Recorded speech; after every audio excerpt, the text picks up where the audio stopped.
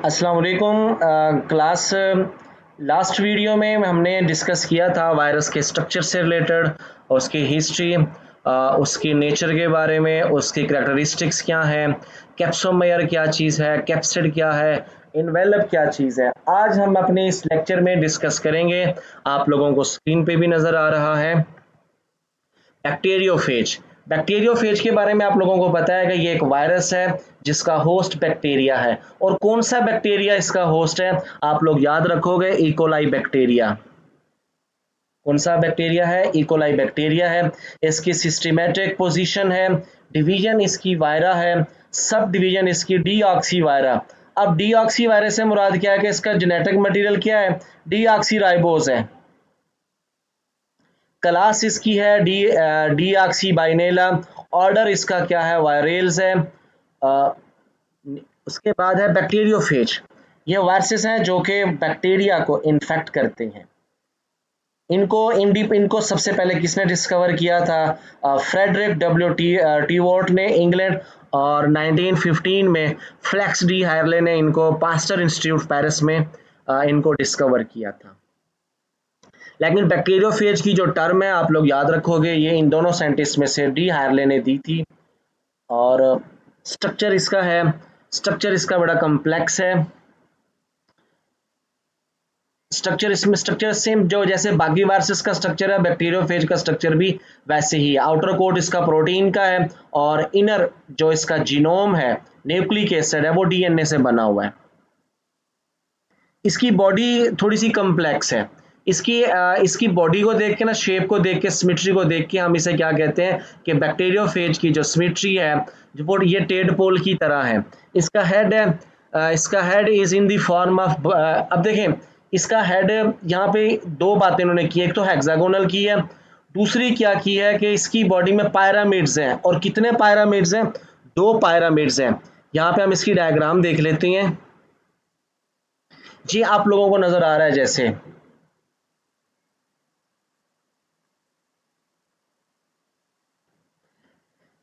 इसकी body hexagonal है। देखें हेड, देखें इसका, एक दो तीन चार पाँच छः कॉर्नर है। और यहां से देखें इसकी बॉडी में क्या बने हुए हैं? इसकी बॉडी में पायरामिड्स बने हुए हैं। 5 कॉर्नर के स्ट्रक्चर्स बने होते हैं इसकी बॉडी के अंदर।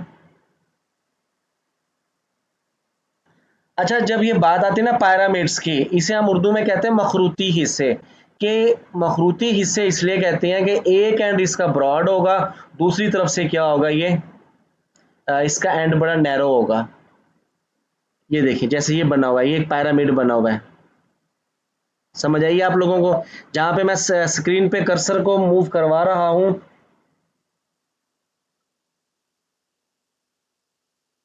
ये देखें, ये इसका क्या बना हुआ है? पिरामिड्स बने हुए हैं इसकी बॉडी में। ये इसकी बॉडी है। और उसके बाद है,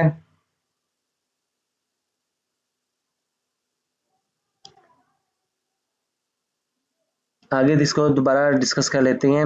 इसकी हेड है, और हेड इसका क्या चीज़ है? वायरल डीएनए इसके अंदर इनक्लोज है, डबल स्टैंडर्ड डीएनए मॉलिक्यूल है। टेल है जो कि हेड के साथ अटैच है। और बाकी इसकी टेल है, टेल फाइबर्स हैं। ये सब इसके क्या, और किसके बने हुए हैं? प्रोटीन के बने हुए हैं। और इसके पास 6 टेल फाइबर्स होते हैं। इस डायग्राम को हम लोग, मैं थोड़ा इसको साइज इसका छोटा कर लूँ, इसको हम लोग एक्सप्लेन करते हैं, नोट कीजिएगा। ये इसका हेड है, स्क्रीन पे आप लोगों को नजर आ रहा है। अंदर इसके डीएनए मॉलिक्यूल है, प्रोटीन से बना हुआ हेड है। ये इसका कॉलर है। और इसके बाद ये इसकी क्या चीज है? ये इसका कॉलर मौजूद है, ये इसकी शीथ है, और इनर कोर है। और ये यहाँ से, इस जगह से टेल स्टार्ट हो जाती है। ऊपर वाला हेड है और यहाँ से क्या स्टार्ट होगी? इसकी टेल स्टार्ट हो जाती है। और ये इसका कॉलर है, और कॉलर के ऊपर क्या चीज होगी? रॉड लाइक कॉलर है। इसके ऊपर प्रोटीन से बनी हुई शीट होगी, ये जो आप लोगों को नजर आ रहा है, जहाँ पे कर्सर है। नीचे इसकी क्या होगा? ये बेस प्लेट है। क्या चीज है? ये इसकी बेस प्लेट है। और 3 टेल फाइबर एक तरफ होंगे और 3 टेल फाइबर इसके एक तरफ होंगे, लेफ्ट राइट होंगे, यानी कि 6 टेल फाइबर इसके पास मौजूद होते हैं। ये है इसकी बैक्टीरियोफेज की डायग्राम, जो कि मैंने आप लोगों के साथ एक्सप्लेन की। आप लोग ये सामने स्क्रीन पे देखें, इसके एक एक हिस्से को आप लोग नोट कर लें। नोट से बाद आप लोग इसे क्लियरली देख लें, कोई पॉइंट है तो पूछें, अदरवाइज फिर अगले पेज पे चलते हैं। जी, आप लोगों को स्क्रीन पे बैक्टीरियोफेज नजर आ रहा है। इसकी डायग्राम में जो जो इसका पॉइंट लिखा हुआ है इसे आप लोग एक बार पढ़ लें। जी पढ़ें जल्दी।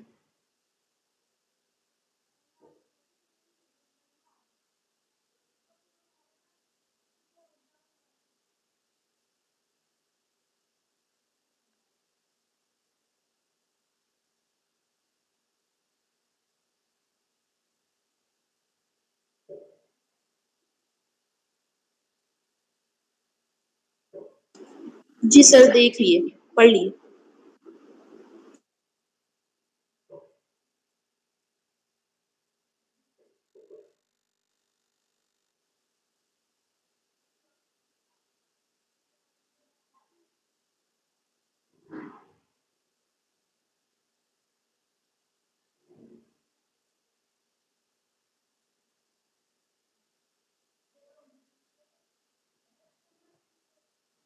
जी, उसके बाद है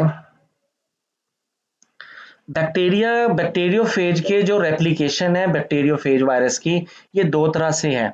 यहीं पे हम लोग ना इसकी कंफ्यूजन जो भी इसका पॉइंट है वो देख लेते हैं।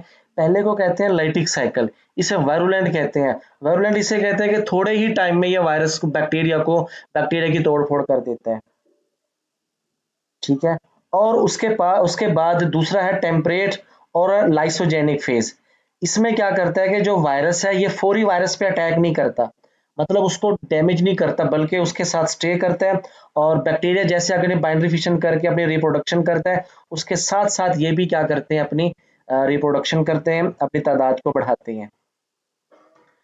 अब जो वायरुलेंट फेज है इसमें क्या करता है कि फेज अपने होस्ट सेल को जैसे इन्फेक्शन काज करेगा, अपनी एंट्री करेगा, रेप्लिकेशन करेगा, फौरन उसको डिस्ट्रॉय कर देता है, उसकी तोड़फोड़ कर देता है, उसकी लाइसिस कर देता है। इसलिए हम इसे क्या कहते हैं, लाइटिक साइकिल कहते हैं। और ये वायरस बैक्टीरिया से आउट होकर न्यू बैक्टीरिया पे जाके अटैक करते हैं। लाइसोजेनिक में क्या करती हैं कि जो फेज वायरस है यानी बैक्टीरियो फेज है, बैक्टीरिया के सेल में एंट्री के बाद उसको नुकसान नहीं पहुंचाता, उसकी लाइसिस नहीं करता, बल्कि क्या करेगा, अपनी उसके साथ स्टे, उसके डीएनए का हिस्सा बन जाता है बतौर, उसे हम कहते हैं प्रो वायरस। यहाँ पे हम उसे कहेंगे प्रोफेज। देखिए दो चीजें हैं, कोई भी वायरस है जब वो होस्ट के सेल में जाएगा उसके डीएनए के साथ जाके बाइंड कर जाता है, उसके डीएनए में शामिल हो जाता है, हम ऐसे वायरस को कहते हैं प्रो वायरस। अब जब कई बैक्टीरियोफेज यही वाला काम करता है, प्रो वायरस वाला, तो हम इसे क्या कहते हैं, प्रोफेज कहती हैं। और इसलिए इसे क्या कहते हैं, टेम्परेट फेज और ए वायरुलेंट फेज।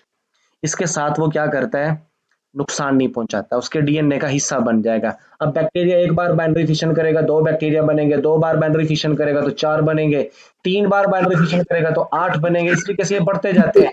एक टाइम सर ऐसा एक आता है। क्वेश्चन है जी जी। सर एक क्वेश्चन है कि सॉरी सर आपको इंटरप्ट किया। सर एक क्वेश्चन है कि देखिए आपने कहा अभी कि ये जो बैक्टीरिया जो है वो खुद मतलब इस पे जब इन करेगा अटैक करेगा तो फिर उसका हिस्सा बन जाएगा उसके डीएनए का।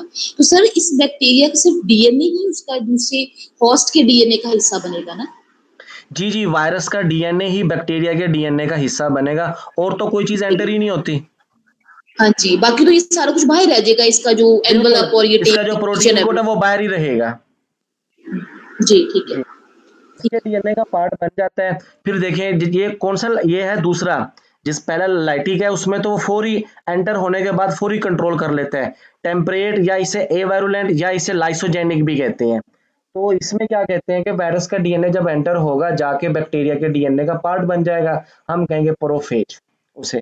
लाइसोजेनिक फेज भी कहते हैं, लाइसोजेनिक, और इस प्रोसेस को कहते हैं लाइसोजेनिक। अब ये उसको नुकसान नहीं पहुंचाएगा तो उसके साथ साथ अपनी भी ग्रोथ करता है, अपनी भी देखें, जब उस बाइंड्री फिशन करके तीन बार बाइंड्री फिशन करके आठ बैक्टीरिया बने नए, तो हर हर बैक्टीरिया के अंदर उसके पास अपना डीएनए है, और उसके डीएनए में थोड़ी सी अमाउंट वायरस के डीएनए की भी होगी जो उसका हिस्सा बन गया था।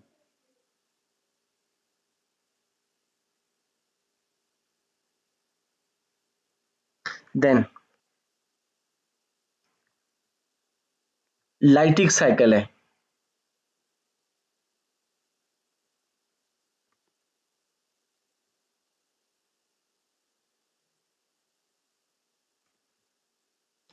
जी, लाइटिक साइकिल में देखें सबसे पहला स्टेप कौन सा है? एडजॉर्प्शन का है,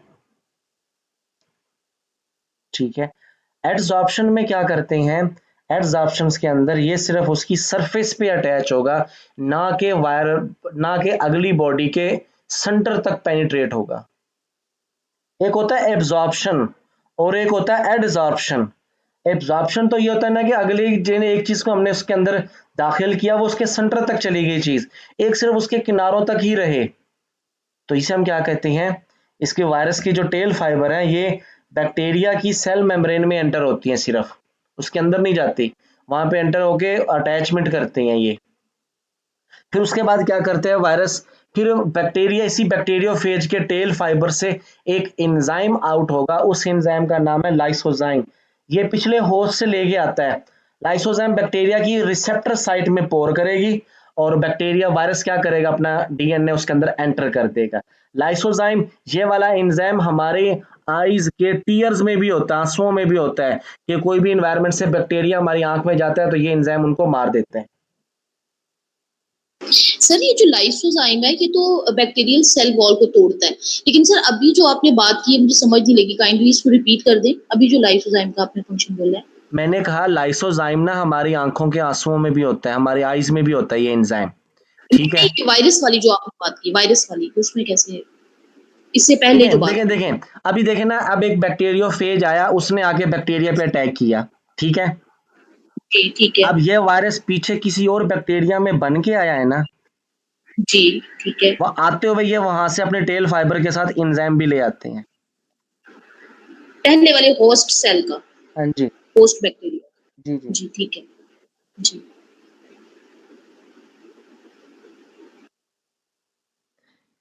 अच्छा, उसके बाद ये पेनिट्रेशन करेगा, पेनिट्रेशन के बाद ये आप लोगों को नजर आ रहे हैं स्क्रीन पे, पेनिट्रेशन के बाद एस्टेब्लिशमेंट ऑफ वायरल, ये चीजें।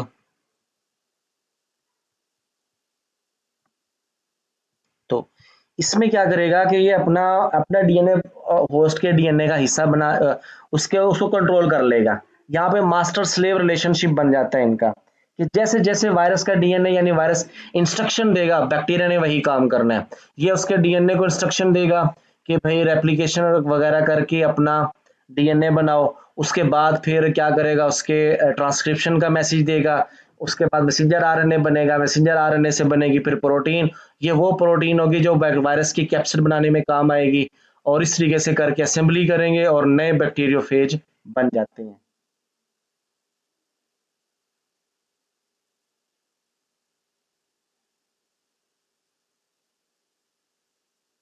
जी। उसके बाद है, उसके बाद फिर इन्हीं के ये क्या करते हैं? 25 मिनट में ही नए अपने बैक्टीरियोफेज को ये बना लेते हैं। फिर ये इतने ज्यादा बैक्टीरियोफेज बन जाते हैं कि वह बैक्टीरिया के पास इनको होल्ड रखना मुश्किल हो जाता है, तो ये अंदर से प्रेशर एक्सर्ट करते हैं जिससे बैक्टीरिया की मेम्ब्रेन फट जाती है, लाइसिस हो जाती है और ये वहां से निकल आते हैं। जी।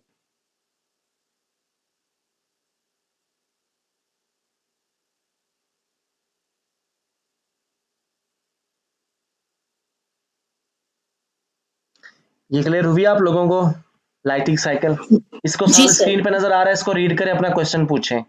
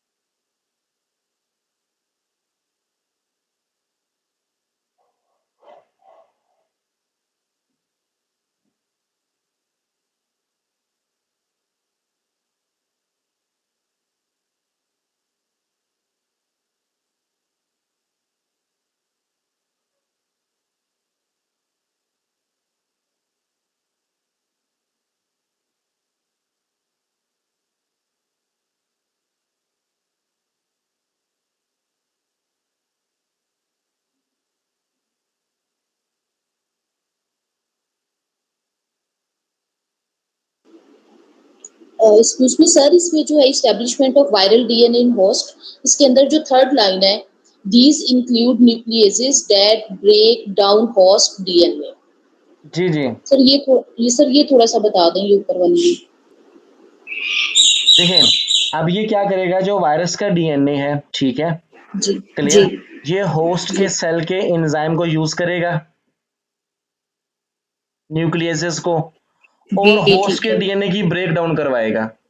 यानी वो होस्ट के डीएनए के पार्ट्स अच्छा बनेंगे, ठीक, वो जो बाद मतलब में ये फिर उसी वायरल के डीएनए के तौर उसी पे के बिहेव करते हैं। ठीक हो गया, ये उसी के न्यूक्लियस को इस्तेमाल करके जी उसी जी। को तोड़ता है। हाँ जी। ठीक है।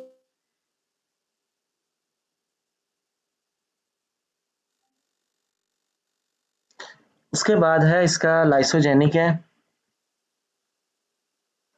लाइसोजेनिक भी इसका सेम है, सिर्फ थोड़ा सा फर्क क्या है कि जब वायरस का डीएनए, गौर से सुनिएगा, होस्ट के सेल में एंटर होगा, जाके उसकी उसके न्यूक्लियस को यूज करके ब्रेक डाउन नहीं करेगा, बल्कि उसी के डीएनए का हिस्सा बन जाएगा, उसके डीएनए में पेनिट्रेट होगा। कैसे?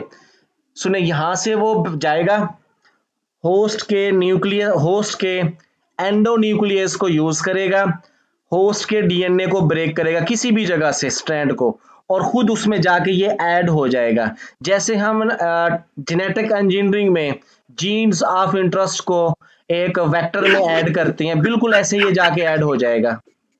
जी ठीक है, जी सर ठीक है। इस स्टेप को कहते हैं लाइसोजेनी। और इस वक्त हम वायरस को क्या कहेंगे, प्रोफेज का नाम देंगे, कि ये उसका यानी प्रो वायरस के तौर पे काम कर रहा है।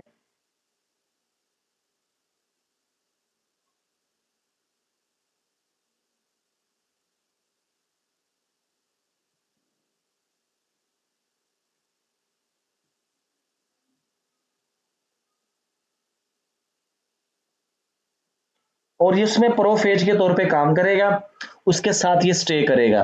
बैक्टीरिया आगे एक बार बाइंड्री फिशन करेगा, दो बार, जितनी बार मर्जी करे, काफी बार ये बाइंड्री फिशन अपनी ग्रोथ करने के बाद फिर इसमें क्या होगा, इसके जेनेटिक मटेरियल में थोड़ी सी चेंज आती है, तो फौरन उन आगे मिसाल के तौर पे 100 बैक्टीरिया बने हुए हैं, सबके डीएनए में बैक्टीरिया, वो वायरस का डीएनए भी है, तो वायरस का डीएनए और होस्ट के डीएनए से डीटैच होगा। इस स्टेप को कहते हैं इंडक्शन। इंडक्शन में क्या होता है, एक चीज का दूसरी चीज से अलग हो जाना। यहाँ से वायरल डीएनए होस्ट के डीएनए से अलग होगा, अलग होने के बाद ये इसको क्या करेगा, कंट्रोल करेगा, और इसमें लिटिक साइकिल स्टार्ट कर देगा, यानी इसको कंट्रोल करके अपनी रेप्लिकेशन करेगा, असेंबली होगी, और फिर ये वहां से निकल आते हैं। अच्छा सर, आपने भी इंडक्शन की बात की कि वो उससे अलहदा हो जाएगा, तो सर ये अलहदा किस तरह से होगा? मतलब कोई इंटरनली कोई उसको इम्पल्स अंदर से मिलेगी, या कोई जेनेटिक वेरिएशन होगी, या कोई इन्वायरमेंटल चेंज होगा? सर क्या होगा इसमें? बेसिकली इसमें ना सबसे पहले टेम्परेचर चेंज आता है, ठीक है, टेम्परेचर चेंज पे bacterial environment, temperature change bacteria आता के है, जी इन्वायरमेंट। जी। तो वो वायरस का डीएनए होस्ट के डीएनए के साथ फिर वहां पे अटैच नहीं रह पाता, जैसे ही अलग होता है ये ओके। फौरी क्या करता है, कंट्रोल करने की ट्राई करता है, और ये इनको जी। कंट्रोल कर लेता, होल्ड कर लेगा, और इसमें लिटिक साइकिल स्टार्ट हो जाता है। Okay, thank you sir, thank you. जी,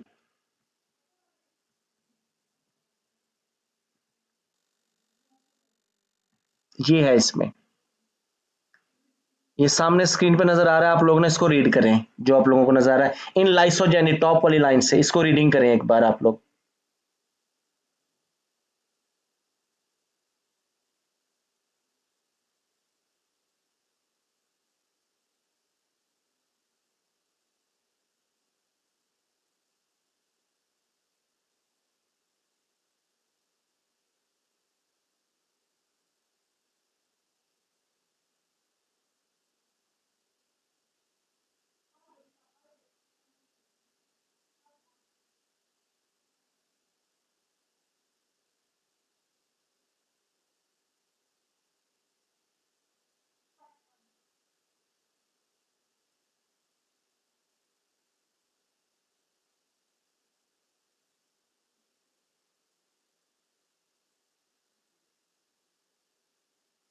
जी। सर देखिए, इसमें वो इरेडिएशन की भी बात कर रहा है कि जी यूवी का एक्सपोजर हुआ है, तो भी जी उसके जी, अंदर ये चेंज आया है और उसने स्पॉन्टेनियस इंडक्शन कर दी। Exactly exactly. वो रेस क्या है, वो टेम्परेचर चेंज करती है बेसिकली इसके इंटरनली तौर पे बैक्टीरिया के, जिसपे ये अपने उसको जी। डीएनए को होल्ड ही नहीं कर पाता। ओके, डीनेचर हो जाता है। सर जी ये भी तो होता है ना नहीं कि टेम्परेचर चेंज हो तो डीएनए जो डीनेचर भी हो जाता है तो उससे भी ये जो लेकिन ना सेपरेट उस हो जाता है। देखें उससे उस डी नेचर में होता क्या है, बॉन्डिंग टूट जाती है। जी। हाँ जी, ठीक है, ठीक है।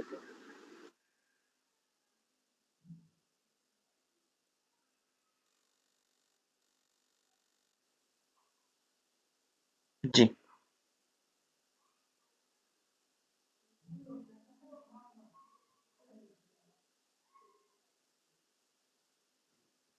उसके बाद है, चले वायरस की रेप्लिकेशन के हवाले से अब कोई भी पॉइंट आप लोगों के माइंड में वो पूछें। जी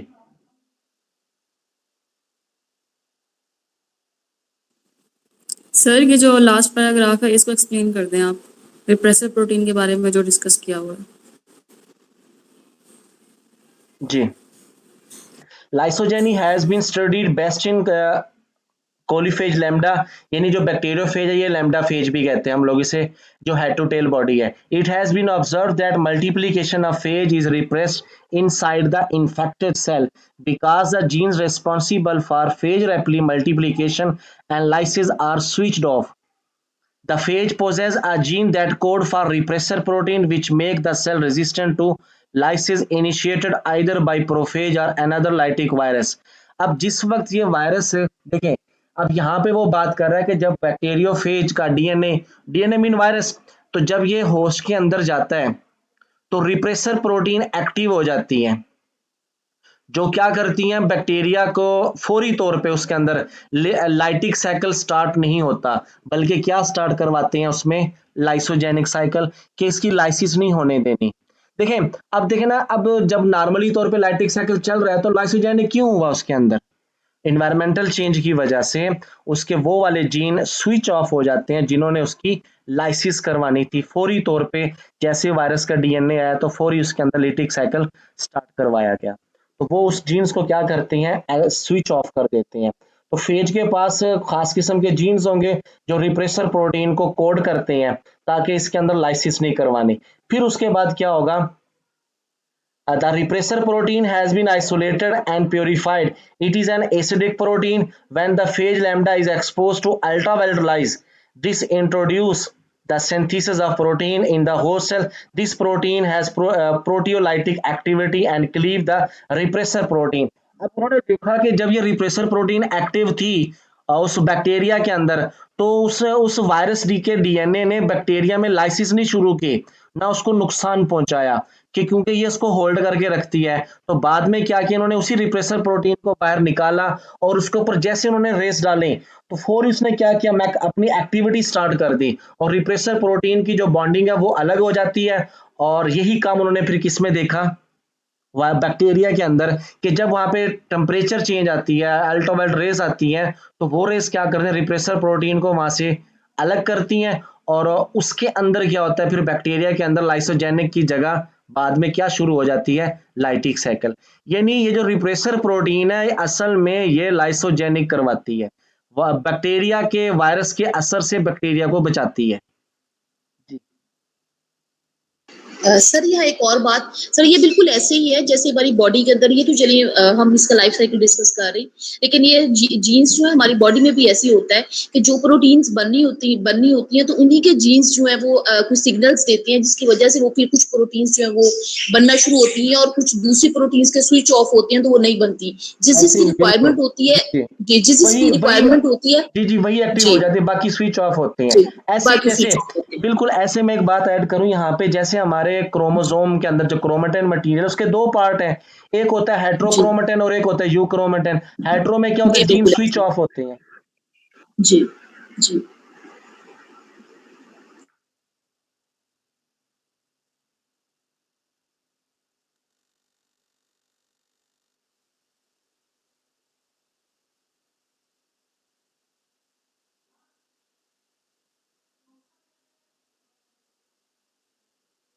जी ये आप लोगों का हो गया बैक्टीरिया वायरस की रेप्लिकेशन के हवाले से, लेटिक लाइसोजेनिक साइकिल है।